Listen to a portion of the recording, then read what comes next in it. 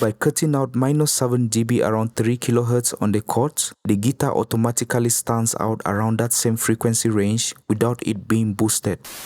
By losing here, we are gaining here.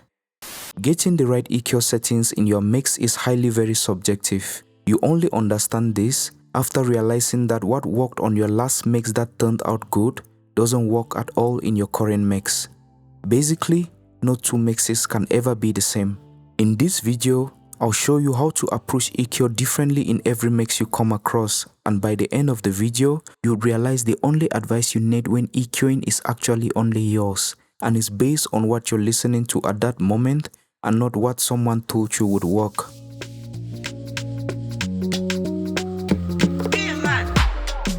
Yo guys, I'm BiiMan and you're welcome to the video. Through this, you only get better at EQ by doing it over and over. Understand that in most cases, except for treating resonant frequencies and or shaping the tone of a sound, you only require an EQ when two or more instruments play at the same time that occupy almost the same frequency range. That's why I made the strong statement in the beginning of the video about the right EQ settings being very subjective. This is because when two or more instruments that occupy the same frequency range play at the same time, it's entirely a matter of personal preference to decide which to give priority to over which and in what particular frequency range, while simultaneously maintaining a sense of balance. I'm going to play you a composition with two instruments, first as solo melodies and right after with the two melodies playing together. I want you to listen and please use headphones or good monitors if you can. Then ask yourself, if you had to EQ something here, what instrument or melody will it be? Why? And what frequencies would you focus on?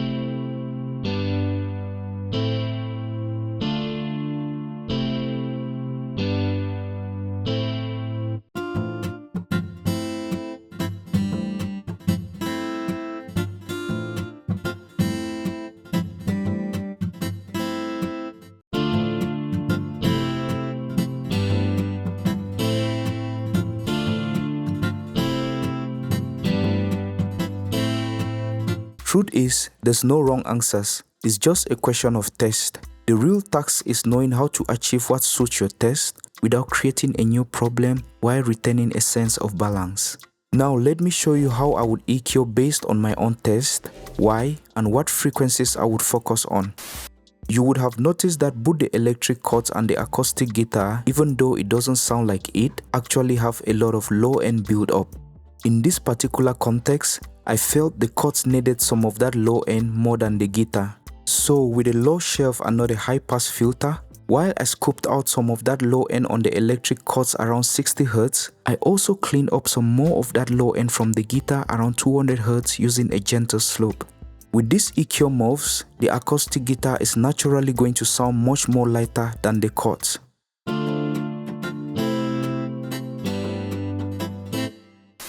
Also, because I wanted the acoustic guitar to maintain its strong presence at the high mid somewhere here around 3 kHz, I decided to cut out that same frequency area on the chords. Doing this lets the guitar naturally stand out around that same frequency range, and you should notice I didn't have to boost that particular frequency to achieve this. It often gets tempting thinking that if you want a certain frequency to stand out in a sound, you should boost that frequency, but most of the times, all you have to do to make a particular frequency stand out in a sound is by removing that same frequency range from a different sound that plays together with it.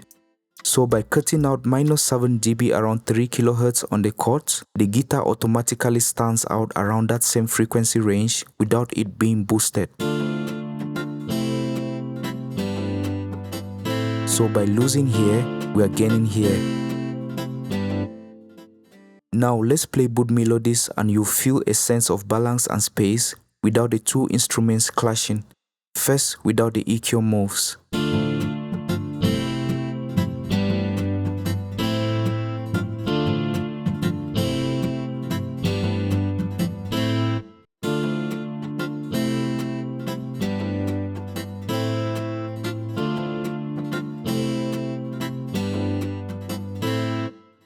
So guys, remember you have to maintain this EQ mindset across multiple different instruments in your mix. Now let's introduce a part to the mix.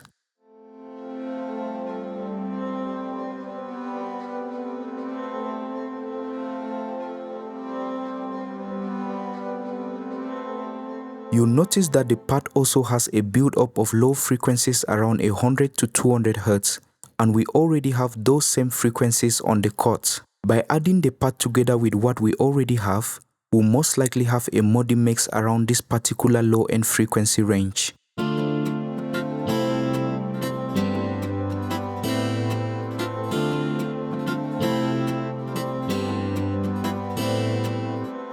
Now here's what I did. On the part, first I used a gentle low shelf and reduced some of that low end build up. Then I used a peak filter with a wide curve and scooped out some frequencies right here around 250 Hz, where it's most likely to clash with the chords. You should notice that instead of completely removing all the stereo information from this frequency, I choose to remove only the sides and preserve the mid. Understand that a part feels warm, and this warmth is built around these low mid frequencies, 250 Hz to 500 Hz. So if we completely remove these frequencies trying to prevent that clash, it no longer feels like a part. The decision to remove the sides and preserve the mid is because this area is still part of the low end, and it wouldn't hurt losing side information in the low end as it would losing mid information. This is what it sounds like with the electric chords and the acoustic guitar.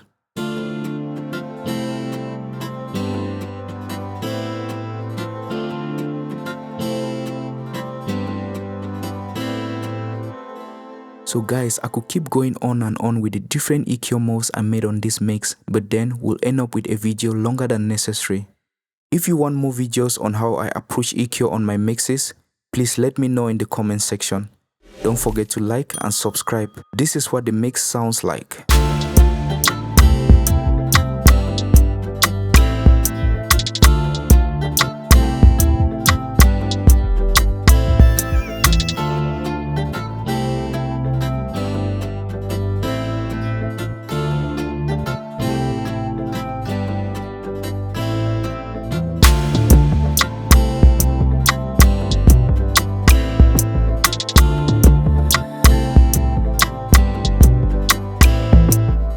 Thank you guys for watching and see you all in the next video. Take care.